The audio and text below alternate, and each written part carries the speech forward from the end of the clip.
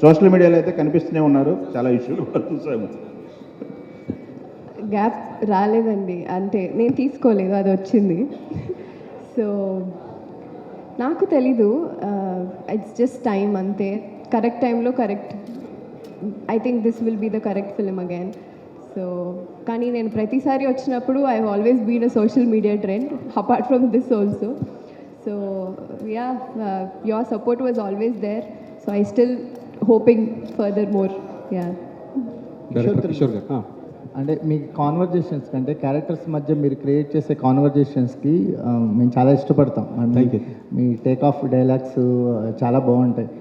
రవితేజ గారికి ఒక style of dialogues ఉన్నాయి. ఆయన యాస కానీ కొంచెం ఒక మాటను కొంచెం సాగదీసి మాట్లాడుతూ ఉంటారు. ఆయన అదొక ట్రెండ్ అండి. అవును. సో మాకేమన్నా కొత్త న్యూ యాంగ్స్ కనిపించబోతుందా మీ డైలాగ్స్తో రవితేజ గారి స్టైల్? అంటే ఆయన ఏదైతే జనాలు ఆ సౌండింగ్ లైక్ చేస్తారో అది సిచ్యువేషన్ బట్టి వస్తూ ఉంటుంది. బియాండ్ దట్ ఏంటంటే ఈ క్యారెక్టర్ ఎలా మాట్లాడుతుంది అనేది ఒకటి ఉంది, ఆ ప్యాటర్న్ ఫ్రెష్గా ఉంటుందండి. కంప్లీట్ అంటే ఈయన నాన్ వైలెన్స్ క్యారెక్టర్ చూడబోతున్నావా? వైలెన్స్ అనేది ఏం లేదు ఆయనలో, ఆ క్యారెక్టర్లో ఏం లేదు, ఒక ఎంటర్టైనింగ్ ఫైట్ ఉంటుంది. Okay, thank you. Kishore garu yeah, hello. So మీరు ఎప్పుడు కూడా అంటే you're known for emotions mostly. So అంటే ఇప్పుడు ఈ కైండ్ ఆఫ్ స్టోరీతో మీరు ఎంత హార్డ్ హిట్టింగ్గా ఎంత స్లోగా ఒక నరేషన్ చేసినా కూడా ఎప్పుడు కూడా ఎవరికి జస్టిఫికేషన్ ఇస్తారు అనే కైండ్ ఆఫ్ ఒక ఇది ఉంటుంది. బట్ అంటే ఇప్పుడు మీరు చెప్పిన ఇంట్లో వెళ్ళాలి, వంటింట్లో వెళ్ళాలి కైండ్ ఆఫ్ టైంలో వచ్చిన జస్టిఫికేషన్స్ వేరు, అది ఆడియన్స్ యాక్సెప్ట్ చేశారు. బట్ ఇప్పుడు ఒక ఆడియన్స్ మైండ్ సెట్ అనేది మారుతూ వచ్చింది. ఇప్పుడు ఏమాత్రం కొంచెం మీరు అంటే కంప్లీట్గా ఇటు వెళ్ళినా కూడా లేదు, దానికి సెట్ ఆఫ్ ఆడియన్స్ ఉన్నారు కాబట్టి సో ఎవరికి ఎక్కువ కనెక్ట్ అవుతుంది, జెన్జీకా లేదంటే ఓల్డ్ సెట్? నేను దీని మీద ఏంటంటే ఆల్మోస్ట్ ఒక 2 months వర్క్ చేశానండి. నేను రైటర్స్తో కూర్చున్నాను, అసలు ఒక 10 నుంచి 15 వర్షన్స్ ట్రై చేసాం. ఇలా చెప్తే ఎలా ఉంటుంది, అలా చెప్తే ఎలా ఉంటుంది, ఆ టైంలో అలా చెప్పారు. అంత హెవీగా ఇప్పుడు ఉన్న వాళ్ళు మారింది కదా. సో సింపుల్ చేయాలి, బట్ అనుకున్నది కన్వే చేయాలి. సో ఆ సింపుల్గానే ఉంటుంది, కానీ జస్టిఫికేషన్ అయితే పర్ఫెక్ట్గా ల్యాండ్, ఇప్పుడున్న వాళ్ళని దృష్టిలో పెట్టుకుని కూడా ల్యాండ్ చేసాం. ఎందుకంటే పతి పత్ని ఎవరు వచ్చినప్పుడు రీసెంట్గా కార్తీక్ ఆర్యంది, అప్పుడు కూడా సేమ్ కైండ్ ఆఫ్ డిస్కషన్స్ తరలిపోయింది. అది కూడా హిందీలో ఏదండి, పతి పత్ని ఎవరు అని చెప్పేసి. అవునవును. సో కార్తీక్ ఆర్యంది అది కూడా ఈ కైండ్ ఆఫ్ డిస్కషన్స్కి దారి తీసింది. ఓకే, నేను సారీ అండి, మూవీ చూడలేదు. ఓకే. సో ఆశిక అంటే ఇక్కడ తెలుగులోకి వచ్చేటప్పటికి you're casting up with elder actors, Nagarjuna garu, Chiranjeevi garu, ఇప్పుడు Raviteja garu. So do you find that age appropriate roles are missing for you in Telugu? లేదండి, అంటే నేను యాజ్ అన్ యాక్టర్ ఒక versatility, as an actor how versatile I can be on screen అనేది నేను చూస్తాను. So అంటే ఈ సినిమాలో my character is young and modern itself. So నాసామి రంగంలో you can see both young and little matured role. So ఆ differentiation నేను అలాంటి రోల్స్ కూడా చేయొచ్చు, ఆ పొటెన్షియల్ ఉంది అనేది చేయాలని నేను ఆ సినిమా ఒప్పుకున్నాను, స్క్రిప్ట్ నచ్చి. సో ఈ సినిమాలో ఆ మోడర్న్ గర్ల్, ఇప్పుడున్న జనరేషన్ అమ్మాయిలనే నేను ప్రొజెక్ట్ చేస్తున్నాను. సో ఈ మోడర్న్ అమ్మాయిలు ఎప్పుడు పర్మిషన్ అడగరు, it's more about how they look for honesty in men. అట్లా ఒక క్యారెక్టర్ని పోర్ట్రేట్ చేస్తున్న character. So though I'm casted opposite such actors, నాకు ఇంకా ఎక్స్పీరియన్స్ దొరుకుతాయి. So I don't look into what age category, if I fit into the role and convince as a character, అది చాలు. So it's not about being in young hero film or old hero film or experienced actors as such. It's more about what my role is doing in the film. Adi nenu chustunanandi. So Dimple, you also have the same justification for the elderly actors atla age difference adi annappudu. So you also feel the same? Technically, what she said is so damn true. Barely we have an experience, especially me. But nenu first raavadamtone oka song chesanu. Alage Raviteja gartho, again I'm doing another film Gopi Chantu gartho, tarvata another film I'm doing another film with Sharvanand as well. So నేను కూడా ఒక song చేసినప్పుడు so నాకు పర్టికులర్గా అది song అయినా లేకపోతే character అయినా what that character gives me, so what variation that I can do. ఇప్పుడు నేను శర్వానంద్ క్యారెక్టర్ కూడా that is also totally different, you will be surprised. So నాకు ఏజ్తో ఎప్పుడు నేను అనుకోలేదు. అలాగే for me working with such legends is definitely a dream. So I have lived here, Telugu cinema ante pranam. So alage వాళ్ళని చూస్తూ you learned something. So working with them, definitely it's not about age or anything, it's just the character that you want to portray and what excites you more, that's all. Yeah. Kishore గారు ఇక్కడ sir, అసలు ఈ cinema ఎప్పుడు మొదలైంది ఎప్పుడు అయిపోయింది కూడా తెలియలేదు. అసలు వస్తుంది ఒక రవితేజ గారి సినిమా అన్నారు, ఫస్ట్ అంతా వర్కింగ్ టైటిల్తోనే వచ్చింది కానీ బట్ సడన్గా సర్ప్రైజింగ్గా సంక్రాంతి రేస్లో తీసుకొచ్చారు. అసలు అంటే ప్రీ ప్రొడక్షన్ అంతా పకడ్బందీ చేశారు, నెంబర్ ఆఫ్ డేస్ కూడా చాలా తక్కువ పడినట్టున్నాయి కదా. అంటే ప్రీ ప్రొడక్షన్ ఎక్కువ టైం తీసుకున్నాం, రైటింగ్ కానీ ప్లానింగ్ కానీ. ఒకసారి స్క్రిప్ట్ అయిపోయిన తర్వాత ఇంకా అక్కడికి వెళ్ళి మనం ఆలోచించేలాగా లేకుండా మొత్తం బౌండ్ స్క్రిప్ట్ పెట్టుకొని, పైగా ఇందులో ఇంకో గుడ్ థింగ్ నాకు అనిపించింది ఏంటంటే కో యాక్టర్స్ అండి. సునీల్ అన్న మళ్ళీ దుబాయ్ సైను సొంతం ఆ కైండ్ ఆఫ్ కామెడీ, మళ్ళీ అవుట్ అండ్ అవుట్ ఎంటర్టైనింగ్. సత్య, వెన్నెల కిషోర్ గారు, మురళీధర్ గౌడ్ గారు, రోహన్, సో సోనియా సింగ్, వీళ్ళందరూ సపోర్ట్ ఉండడం వల్ల ఏంటంటే స్క్రీన్ మీద తెలియకుండా వాళ్ళందరూ యాక్టింగ్ వల్ల ఆ కెమిస్ట్రీ వర్కౌట్ అయ్యి ఎంటర్టైన్మెంట్ చాలా బాగా జనరేట్ అయింది. అందరూ ఎక్స్పీరియన్స్డ్ యాక్టర్స్ ఉండడం వల్ల నాకు ఎక్కువ టైం కూడా షూటింగ్కి తీసుకోలేదు. సో మ్యాక్సిమం 1-2 టేక్స్లో ఓకే అయిపోయింది. అయితే మీ నేను శైలజ లాంటి సినిమాలు చూస్తే ఏంటంటే ఇప్పటికీ కూడా రిపీట్ వాల్యూ చాలా ఎక్కువ ఉంటుంది. ఎందుకంటే ఫస్ట్ ఆఫ్ ఆల్ మీరు చూపించే కామెడీ అంతా ఉంటుంది, దాంతోపాటు లాస్ట్లో ఒక చిన్న ఎమోషనల్ కనెక్ట్ ఉంటుంది. మరి భర్త మహాశైలికి విజ్ఞప్తి అంటున్నారు, ఒక టైటిల్ చిన్న సర్కాస్టిక్గా ఉంది. సో ఓన్లీ ఎంటర్టైన్మెంటేనా లేకపోతే ఏమన్నా భర్తలు ఎలా ఉండాలని చెప్పి చివరిలో ఏమన్నా మెసేజ్ ఇస్తున్నారా? నేను శైలజలో ఉన్నంత ఎక్కువ బరువైన ఎమోషన్ ఉండదండి. సో ఇది ఫస్ట్ టైం నేను out and out entertainment try చేస్తూ ఒక సింపుల్గా చిన్న ఒక హెల్దీ మెసేజ్. హెవీ ఎమోషన్ కానీ లేకపోతే నేను ఇంతకుముందు తీసినలాగా అంత లేదు. ఎందుకంటే నేను ఒకసారి ఫుల్ అండ్ ఫుల్లో భాగ్యరాజ గారి సినిమా నాకు బాగా ఇష్టం. సో భాగ్యరాజ గారి ప్యాటర్న్లో ఒక సినిమా చేద్దామని. ఆశిక, లాస్ట్ టైం నాగార్జున గారితో వచ్చి సంక్రాంతికి అది కూడా హిట్ కొట్టారు, మళ్ళీ ఈసారి రవితేజ గారితో వస్తున్నారు. సో రవితేజ గారు అంటేనే ఈజ్ అ పవర్ హౌస్ అనమాట. సో ఆయన ఎనర్జీ అనేది ఎక్కువ స్క్రీన్ మీద ఒక కనిపిస్తూ ఉంటుంది. మరి సో ఆయనతో కామెడీ టైమింగ్ కానీ ఎక్కువ అయ్యే ఉన్నాయి మీ ఇద్దరు డైలాగులు కూడా. సో ఎలా అనిపించింది రవితేజ గారితో వర్కింగ్ ఎక్స్పీరియన్స్ గురించి చెప్పంటే ఏం చెప్తారు? It was one such amazing experience. ఎందుకంటే నేను చాలా తెలుగు సినిమాలు చూశాను అండ్ రవితేజ గారిది కూడా చాలా సినిమాలు చూశాను. అండ్ మోర్ ఓవర్ నేను ఒక డాన్సర్, సో సార్ సాంగ్స్ని నేను చాలా చూసి డాన్స్ కూడా చేశాను ఈ ముందు. So it is something very exciting to come with him on screen and the energy that he brings on screen is in person also is the same. మీరు చెప్పినట్టే అందరికీ తెలుసు సార్కున్న ఆ ఎనర్జీనే ఐ థింక్ మొత్తం సెట్లో ప్రతి సీన్స్ అయినా ప్రతి time we spend together it is always a good memory.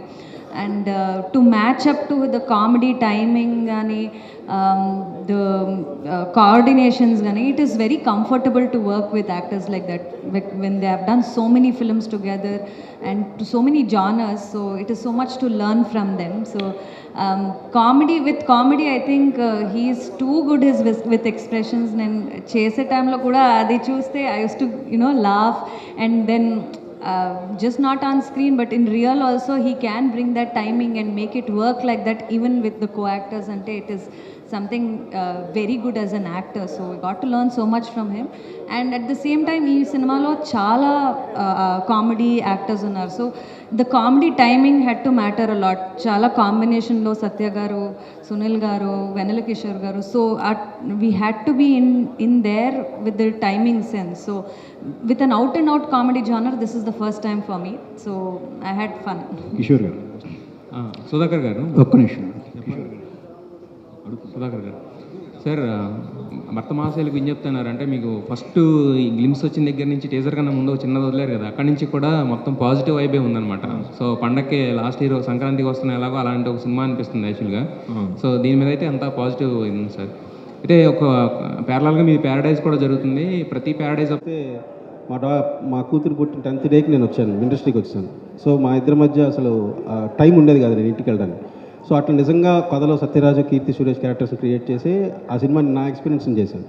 అలాగే నా బెస్ట్ ఫ్రెండ్ది ఉన్నదోటి జిందగీ చేశాను. చిత్రలహరి నేను ఒక లూజర్గా ఉన్నప్పుడు నేనేమీ అలా చేశాను. ఈ ఇందులో ఒక స్పెషాలిటీ ఏంటంటే హస్బెండ్ వైఫ్ లైఫ్ అనేది అంటే పరిపూర్ణంగా అన్ని అంశాలు అంటే అన్ని ఎమోషన్లు ఉండేది వాళ్ళిద్దరి మధ్య. హ్యాపీనెస్ అవ్వచ్చు, లేకపోతే చిన్న గొడవలు ఇబ్బందులు అవ్వచ్చు, మళ్ళీ ఇవన్నీ ఉంటాయి కదా. సో నేను ఈ కథలో కూడా నేను ఒక విషయం రియలైజ్ అయ్యాను. అంటే ఒక హస్బెండ్గా కొంచెం లేట్గా రియలైజ్ అయ్యాను. మన వైఫ్ని మనం ఎంత హ్యాపీగా చూసుకుంటే వాళ్ళ సోల్ ఎంత హ్యాపీగా ఉంటే మన లైఫ్ అంత హ్యాపీగా ఉంటుంది అనేది నేను రిలీజ్ అయ్యాను. సో దాన్ని ఈ సినిమాలో కూడా నేను చెప్దామని. మిరాయిలో మీరు ఒక సర్ప్రైజ్ ప్యాకేజీలో కనిపించారు. యాక్టింగ్ మీద మీకు ముందు నుంచి లేదు, అది కార్తిక్ బాగా క్లోజ్, నాకు ఇద్దరం కలిసి ఒక సినిమా పనిచేసాం. సో తను నా రియల్ లైఫ్లో నేను ఉండేది నన్ను చూసి మీరు చేస్తే బాగుంటుందన్న అంటే నేను అట్లా చేశాను. సార్ సుధాకర్ గారు, ఈ సంక్రాంతికి చాలా సినిమాలు వస్తున్నాయి. పెద్ద సినిమాలు రేట్లు పెంచమని అడగడానికి స్కోప్ ఉంది. చిన్న సినిమాలేమో ఎలాగ అడగవు, ఎందుకంటే పెద్ద పోటీలు ఉన్నాయి కాబట్టి అవి రాక తప్పని పరిస్థితి. మీ పాలసీ ఏంటండి ఈ సినిమా వరకు రేట్లు పెంచడానికి? లేదండి, మేము అడగట్లేదండి. రెగ్యులర్ వాట్ ఎవర్ అంటే గవర్నమెంట్ ఏ రేట్లు అయితే ఉన్నాయో దాని ప్రకారం. హైకి మాత్రం మీరు అడగరు? లేదండి.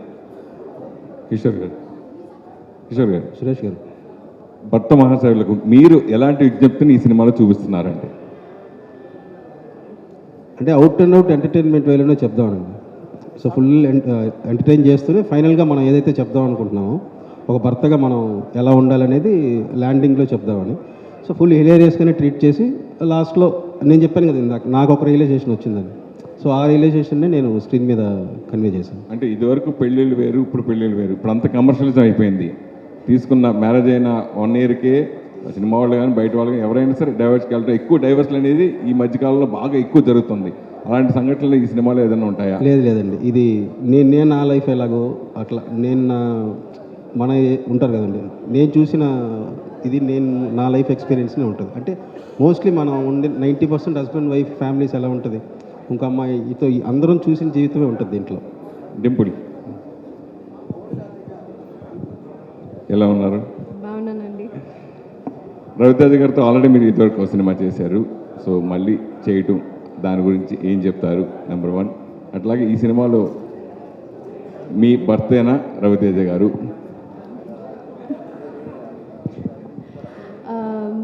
యా, మీరు అడిగినట్టు రెండోసారి చేయడం చాలా అదృష్టం.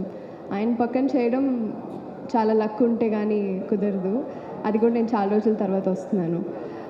ఫస్ట్ ఫిలిం ఆయన ఎనర్జీ మీ అందరికీ తెలిసిందే. అలాగే రెండో సినిమాలో కూడా నాకు అది అసలు ఆయన పక్కన యాక్ట్ చేస్తున్నట్టే ఉండదు. And he's a very good family friend, very good friend to me. And I really respect him. So working beside him అది నా అదృష్టం. అలాగే సుధాకర్ గారు నన్ను కూడా అనుకుని ఈ క్యారెక్టర్కి కిషోర్ గారు ఇలా అనుకుని తీసుకోవడం అనదర్ లక్.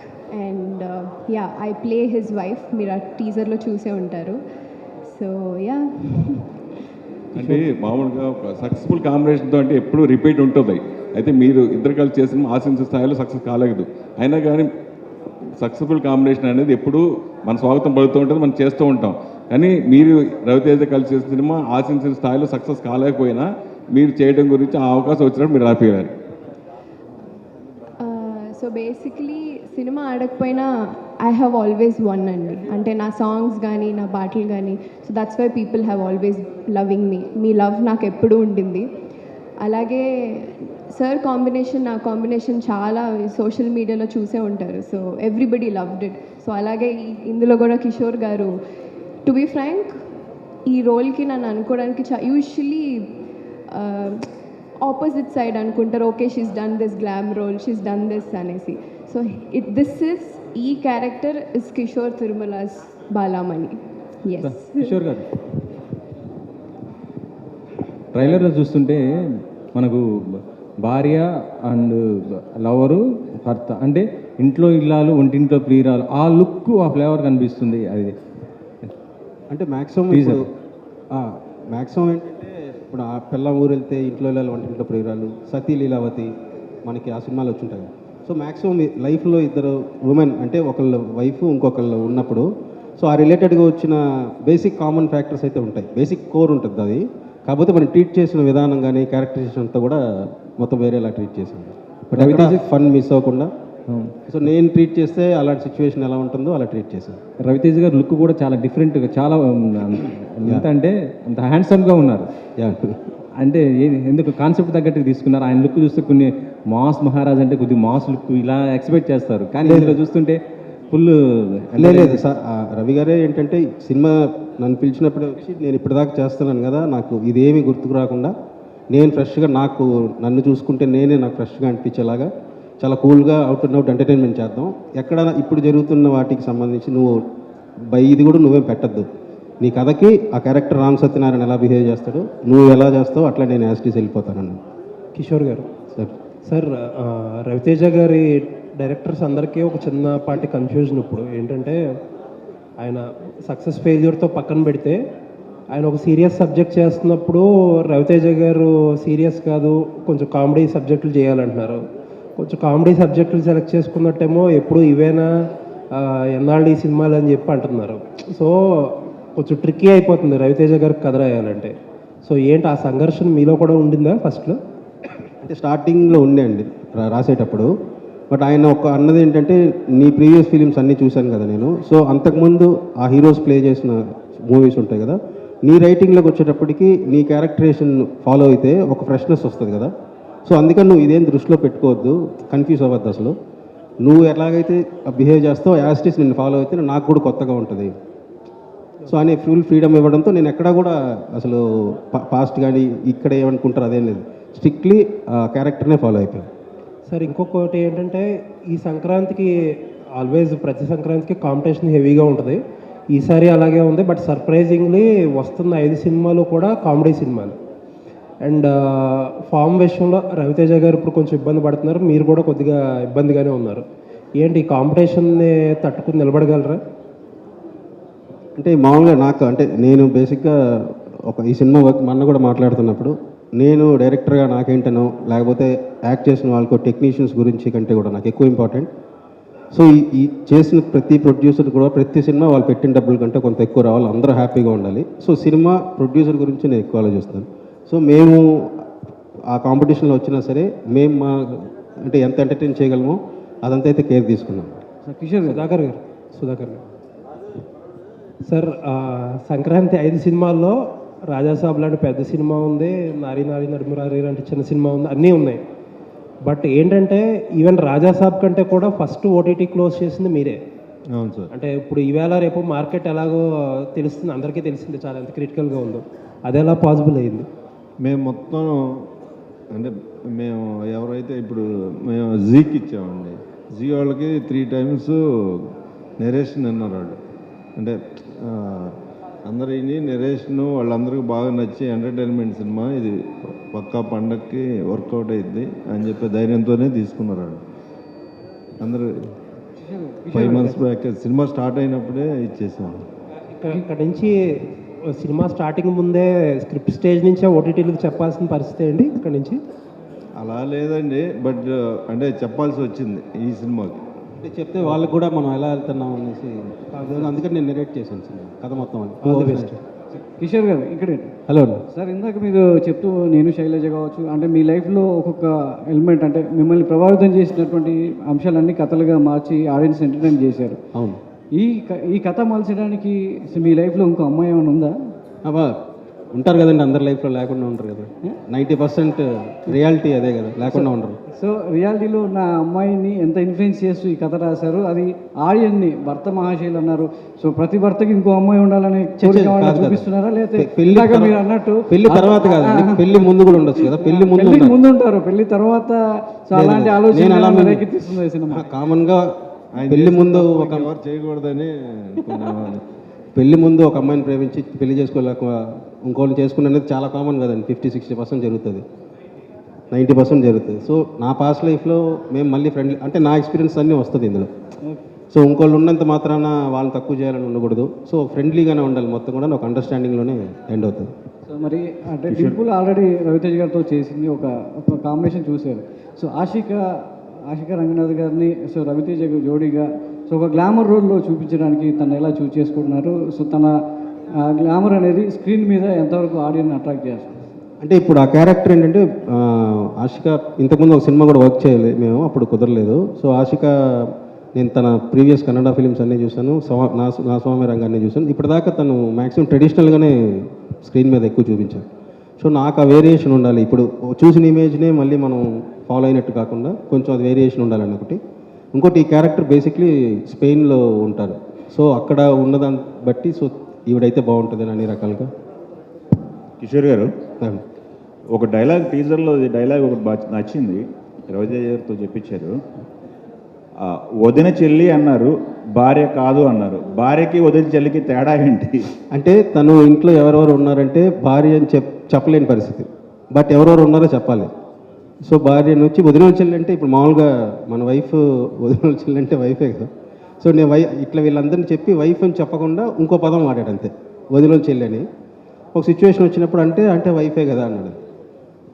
ఓకే అండి, ఇది మీరు ఎంచుకున్న సబ్జెక్టు చిన్న లైన్ దాటినా కానీ చాలా తేడాలు వచ్చేస్తాయి. వైఫ్, హస్బెండ్, ఇంకొక అమ్మాయి, ముగ్గురు మధ్య క్యారెక్టర్లు అనేది ఎలా బ్యాలెన్స్ చేయగలిగారు? ఈ రెండు క్యారెక్టర్లు బ్యాలెన్స్ చేయాలి, ఫన్ జనరేట్ చేయాలి. సో అంటే నేను ఇందులో ఫన్ ఎంత ఉంటుందో మీకు ల్యాండింగ్ కూడా అంతే పర్ఫెక్ట్గా ఉంటుందండి. దీనికి ఎలా ఆన్సర్ చెప్తారు ఈయన అంటే ఒక డైరెక్టర్గా మన క్వశ్చన్ ట్రిగ్గర్ చేసి ఎంటర్టైన్ చేసుకుంటూ వెళ్ళాం కదా, బట్ ఫైనల్గా ఎలా ల్యాండ్ చేస్తారనేది నాకు కూడా ఫస్ట్లో టఫే, ఎందుకంటే ప్రీవియస్ ఫిలిమ్స్లో అంతా ఎలా ఎండ్ చేశారని చూశాను. సో పర్ఫెక్ట్ ల్యాండింగ్తో నేను అన్ని సెట్ చేసింది. డింపుల్ గారు,